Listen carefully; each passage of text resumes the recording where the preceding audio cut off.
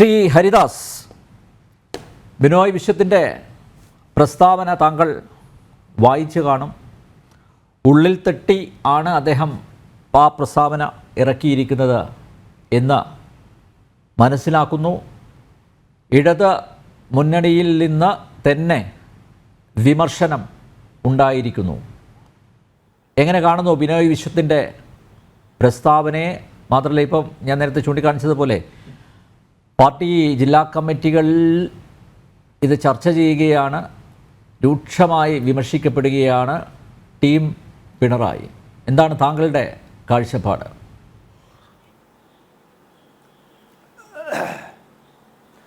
ഈ ബിനോയ് വിശ്വത്തിൻ്റെ ഈ വിളിച്ചു പറയലിൽ ഞാൻ അത്ര വലിയ ഗൗരവമൊന്നും കാണുന്നില്ല. അത് എം എൻ ഗോവിന്ദൻ നായർ സ്മാരക മന്ദിരത്തിൽ നിന്ന് AKG സെൻറ്ററിലേക്ക് അദ്ദേഹം യാത്ര ചെയ്യുന്നു. അവിടെ നിന്ന് തിരിച്ചു പോകുമ്പോൾ തിരുത്താവുന്ന കാര്യമേ അദ്ദേഹം ഇപ്പോൾ പറഞ്ഞിട്ടുള്ളൂ. ഞാനത് അപ്പോഴത്തെ അവസ്ഥയിൽ പറഞ്ഞിട്ടുള്ളതാണ്. കാരണം കഴിഞ്ഞ ഒരു 8 വർഷമായിട്ട് ഈ CPI എന്ന് പറയുന്ന പാർട്ടി ഇത്തരം അപച്യുതികളോട് എത്രത്തോളം ചേർന്ന് നിൽക്കുന്നു എന്നുള്ളത് നമ്മൾ കാനം രാജേന്ദ്രൻ്റെ കാലം തൊട്ടിട്ട് കണ്ടു തുടങ്ങിയിട്ടുള്ളതാണ്. കാനം രാജേന്ദ്രൻ്റെ കാലം കഴിഞ്ഞിട്ട് ഇപ്പോൾ ഇദ്ദേഹം ഇത് ചാർജ് എടുത്തിട്ടും കാനം രാജേന്ദ്രൻ ഇങ്ങനെ പല വിളിച്ചു പറയലുകൾ നടത്തിയിട്ടുണ്ട്. ആദ്യത്തെ പിണറായി വിജയൻ്റെ ആദ്യത്തെ 5 വർഷത്തെ ഭരണകാലത്തും പിന്നീട് അദ്ദേഹം മരിക്കുന്നത് വരെയൊക്കെ. പക്ഷേ പിന്നീട് നമ്മൾ കാണുന്നത് എന്താ? കോടിയേരി ബാലകൃഷ്ണൻ പാർട്ടി സെക്രട്ടറി ആയിരിക്കുമ്പോൾ AKG സെൻറ്ററിലേക്ക് വിളിക്കുന്നു. അത് കഴിഞ്ഞപ്പോൾ MV ഗോവിന്ദൻ വിളിക്കുന്നു.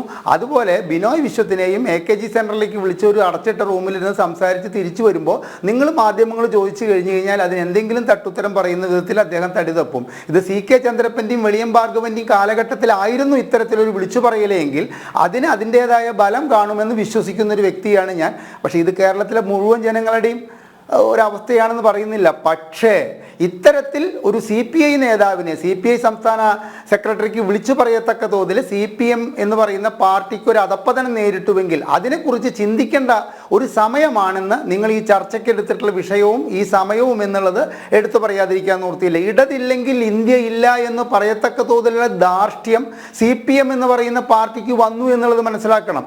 അന്ന് അവർക്കറിയാം, അത് പറയുമ്പോഴും അറിയാം, കോൺഗ്രസിൻ്റെ പിന്തുണയോട് കൂടിയിട്ട് രാജസ്ഥാനിൽ ഒരു സീറ്റ് ഉറപ്പിക്കാൻ കഴിഞ്ഞിട്ടില്ലെങ്കിൽ പാർട്ടി ചിഹ്നം നഷ്ടപ്പെടും.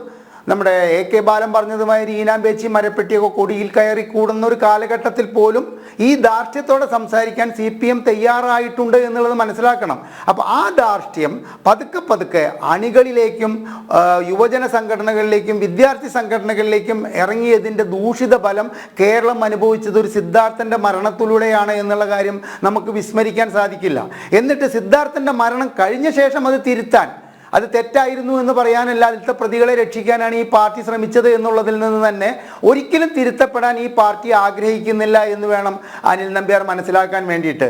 നോക്കൂ, അടിത്തറ ഇളകിയ ഒരു നിർമ്മാണ പ്രവർത്തനവും, അത് ഞാൻ കെട്ടിടം എന്ന് പറയുന്നില്ല, ഒരു നിർമ്മാണ പ്രവർത്തനവും അത് അധികകാലം നിലനിന്നിട്ടുള്ള സംഭവം ഉണ്ടായിട്ടില്ല. CPM എന്ന് പറയുന്ന പാർട്ടിക്ക് ഇന്ന് നേരിട്ടിട്ടുള്ള അപച്യുതി അതിൻ്റെ അടിത്തറ ഇളകി കിടക്കുകയാണ്. 1ാം നിര 2ാം നിര നേതാക്കൾ ഒരു സാമ്പത്തിക സ്രോതസ്സായിട്ട് രാഷ്ട്രീയത്തെ കാണുകയും CPM എന്ന് പറയുന്ന പാർട്ടി, അതായത് കമ്മ്യൂണിസത്തെ കാണുകയും ചെയ്ത ഒരു അവസ്ഥ കേരളത്തിൽ സംജാതമായതാണ് ഈ പാർട്ടിക്ക് ഇന്ന് നേരിടാനുണ്ടായിട്ടുള്ള, ഇപ്പം നിങ്ങൾ പറയില്ലേ, വാരിക്കുഴിയിൽ വീഴാനുണ്ടായിട്ടുള്ള സാഹചര്യം എന്ന് വേണം മനസ്സിലാക്കാൻ. അതായത് കേടുവന്ന വാഹനം വലിച്ചു കൊണ്ടുപോകുമ്പോൾ അതിനെ ഓവർടേക്ക് ചെയ്തുകൊണ്ട് ചില ഡ്രൈവർമാർ തങ്ങളുടെ ഡ്രൈവിങ്ങിൻ്റെ സ്കിൽനെസ് തെളിയിക്കുന്നൊരു സംഭവമുണ്ട്. ഞാനാണ് വലിയ ഡ്രൈവർ എന്ന് പറഞ്ഞിട്ട്. അതുപോലെയാണ് ഇന്ന് CPMൻ്റെ അവസ്ഥ. അവർക്ക് എന്ത് ചെയ്യണമെന്നറിയുന്നില്ല, അണികളെ ഉപദേശിക്കാൻ സാധിക്കുന്നില്ല. ഞങ്ങൾ കൊലപാതകം ചെയ്തു, 1, 2, 3 എന്ന് പറഞ്ഞ് അടിച്ചു കൊന്നു എന്നൊക്കെ പറയുന്ന മണിയെയും അതിൻ്റെ ഏറ്റുപിടിച്ചുകൊണ്ട് പറയുന്ന MV ഗോവിന്ദനെയൊക്കെ പ്രോത്സാഹിപ്പിക്കുകയാണ്. അപ്പോൾ കൊലപാതക രാഷ്ട്രീയത്തെ കേരളത്തിലെ കമ്മ്യൂണിസ്റ്റ് പാർട്ടിയോട് ചേർന്ന് നിൽക്കുന്നവരെല്ലാം അങ്ങേയറ്റം പ്രോത്സാഹിപ്പിക്കപ്പെടുമെന്നാണ് ഇവർ ധരിച്ചുകൊണ്ടിരിക്കുന്നത്. അല്ലെങ്കിൽ മണിയും MV ഗോവിന്ദനും പറഞ്ഞത് തിരുത്താൻ ഇവർ തയ്യാറായിട്ടില്ല. ഇങ്ങനെയല്ല പറയേണ്ടത് എന്ന് പറയാൻ തയ്യാറായിട്ടില്ല. മണിയുടെ അസഭ്യം പുലയാട്ട് പറച്ചിലിന് പരമാവധി പ്രോത്സാഹനം കൊടുക്കാനാണ് ഇവർ ശ്രമിച്ചുകൊണ്ടിരുന്നത് ഇന്നും. എന്നിട്ടും ഇരുട്ടിൽ തപ്പുന്നു. എന്തുകൊണ്ട് നമ്മൾ തോറ്റു എന്നുള്ളതിനൊരു കാരണം കണ്ടെത്താൻ വേണ്ടിയിട്ട് ഡൽഹിയിൽ മീറ്റിംഗ്, സംസ്ഥാന കമ്മിറ്റിയിൽ മീറ്റിംഗ്, ജില്ലാ കമ്മിറ്റിയിൽ മീറ്റിംഗ്. എന്തുകൊണ്ട് നമ്മൾ തോറ്റു? നമ്മളുടെ ധാർഷ്ട്യവും നമ്മളുടെ കെടുകാര്യസ്ഥതയും നമ്മുടെ പിടിപ്പുകേടും നമ്മുടെ ദൂർത്തും നമ്മളെ തോൽവിയിലേക്ക് എത്തിച്ചു എന്നുള്ള ഒരൊറ്റ വരി ജനങ്ങൾ നോക്കൂ. MT വാസുദേവൻ നായർ ആദ്യം പറഞ്ഞു, അത് കഴിഞ്ഞിട്ട് M മുകുന്ദൻ ഏറ്റുപിടിച്ചു. പാർട്ടിയുടെ എല്ലാവിധ ഔദാര്യങ്ങളും പിടിച്ചു പറ്റുന്നവനാണെങ്കിൽ പോലും സച്ചിദാനന്ദൻ പറഞ്ഞത് എന്താ? ഈ പാർട്ടി മൂന്നാമത് അധികാരത്തിൽ വരാതിരിക്കാൻ വേണ്ടി ഞാൻ പ്രാർത്ഥിക്കുന്നു എന്ന് പറഞ്ഞു. എന്നിട്ടും ഇത്തരത്തിൽ പറയുന്നതൊന്നും മനസ്സിലാക്കാൻ പാർട്ടി തയ്യാറായില്ല.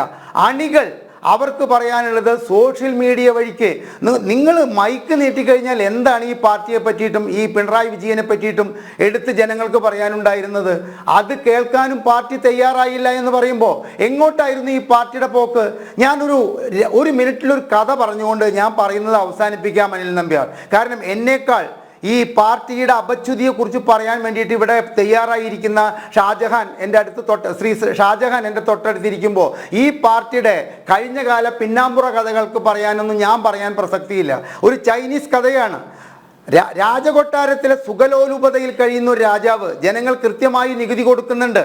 ആ നികുതി പണം കൊണ്ട് ധൂർത്തനായി തൻ്റെ ഒരുപാട് ഭാര്യമാരോട് കൂടിയിട്ടൊക്കെ സുഖിച്ച് കഴിയുന്ന രാജാവ് തനിക്ക് പുറമെ തൊട്ടടുത്തുള്ള തൻ്റെ രാജ്യത്തോട് അടുത്ത് കിടക്കുന്ന രാജ്യങ്ങളിൽ നിന്ന് വരുന്ന സമ്മാനപ്പൊതികളൊക്കെ സ്വീകരിച്ച് അവരൊക്കെ തൻ്റെ ആൾക്കാരാണെന്നുള്ള വിശ്വാസത്തിൽ സുഖലോലുപതയിൽ അങ്ങനെ കഴിയുമ്പോഴാണ് മനസ്സിലായത് ഈ സമീപ രാജ്യങ്ങളിലെ രാജാക്കന്മാരെല്ലാവരും ഒത്തൊരുമിച്ചുകൊണ്ട് ഈ രാജാവിനെതിരെ പട നയിക്കുകയായിരുന്നു. അങ്ങനെ യുദ്ധം ആരംഭിച്ച് കുറച്ച് ദിവസം കഴിഞ്ഞപ്പോൾ പടനായകന്മാർ രാജാവിനെ ധരിപ്പിച്ചു നമ്മുടെ പട്ടാളക്കാരെല്ലാം ഒരുവിധം മരിച്ചു കഴിഞ്ഞു. രാജാവിന് ഇരിക്കപ്പുറതിയില്ലാതെ രാജാവ് പട നയിക്കാൻ വേണ്ടി പുറത്തേക്ക് ഇറങ്ങി. അദ്ദേഹം ഒരുപാട് പട്ടാളക്കാരെ അദ്ദേഹം കൊന്ന്. പക്ഷെ അപ്പോഴാണ് അദ്ദേഹത്തിൻ്റെ ഉപദേശകർ പറയുന്നത്, അങ്ങ് കൊന്നതൊക്കെ അങ്ങയുടെ പട്ടാളക്കാരെയാണ്. കാരണം സ്വന്തം പട്ടാളക്കാരെ തിരിച്ചറിയാൻ പോലും ഈ രാജാവിന് ഈ സുഖലോലുപതയിൽ കഴിഞ്ഞിട്ട് സാധിച്ചില്ല. അങ്ങ് ശത്രുരാജ്യത്തിൻ്റെ ഒരു പട്ടാളക്കാരെ പോലും ഈ നേരം വരെ യുദ്ധം ചെയ്തിട്ട് കൊന്നിട്ടില്ല എന്നുള്ളത് ഒരു ചൈനീസ് കഥയാണ് ഞാനിവിടെ ഉദ്ധരിച്ചത്. നിലവിൽ കേരളത്തിൻ്റെ രാജാവ് ഇത്തരത്തിലുള്ള ഒരു കാഴ്ചപ്പാടിലൂടെയാണ് കേരളം ഭരിച്ചുകൊണ്ടിരിക്കുന്നത്. തനിക്ക് ചുറ്റും നിൽക്കുന്ന സ്തുതിപാഠകർ പറയുന്നത് മാത്രമാണ് സത്യം. അദ്ദേഹത്തെ വിമർശിക്കുന്നവരൊക്കെ കമ്മ്യൂണിസ്റ്റ് വിരോധികളും ഇടതുവിരോധികളുമാണ്. എനിക്ക് അനുകൂലമായി സ്തുതി പാടുന്നവരെ ഞാൻ പ്രോത്സാഹിപ്പിക്കുന്നു. അതാണ് ശരി എന്ന് വിശ്വസിക്കുന്ന ഒരു രാജാവ് കേരളത്തിൽ ഭരിക്കുന്നിടത്തോളം കാലം ഈ പാർട്ടിക്ക് നേരായ മാർഗത്തിലൂടെ സഞ്ചരിച്ചുകൊണ്ട് ഒരു കമ്മ്യൂണിസ്റ്റ് പ്രസ്ഥാനത്തിൻ്റെ ലക്ഷ്യത്തിലേക്ക് എത്താൻ സാധിക്കുമെന്ന് എനിക്ക് തോന്നുന്നില്ല ശ്രീ അനിൽ നമ്പ്യാർ.